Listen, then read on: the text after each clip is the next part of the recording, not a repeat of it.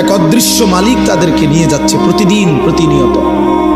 কেউ তো মরতে চায় নাই, কিন্তু কেউ তো থাকতেও পারে না। এজন্য এটাই অনিবার্য বাস্তবতা যে মরতেই হবে, যেতেই হবে, ফিরতেই হবে আল্লাহর কাছে, ফিরতেই হবে। তাহলে কাজেই যেটা চিরন্তন, এত গুনাহ নিয়ে কবরে কেমনে যাব না, হাসরের ময়দানে দাঁড়াবো কিভাবে, আপনার বন্ধুর কাছে সুপারিশ চাইব কেমনে মাওলা, হাউসে কাউসারে পানি মিলবে কিভাবে, আজই মাফ করে দেন, এখনই মাফ করে দেন। আল্লাহ আমাকে ভালো বানায় দেন, আল্লাহ আমার জীবনটা সুন্দর করে দেন, আল্লাহ আমার আখলাক সুন্দর করে দেন, সময়গুলো জীবনটা কাজে লাগাবার তৌফিক দান।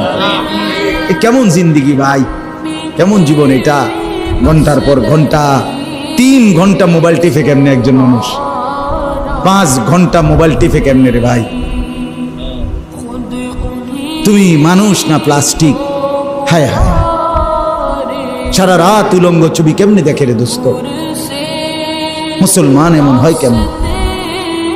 আমাদের আল্লাহ আছে, আমাদের আখিরাত আছে।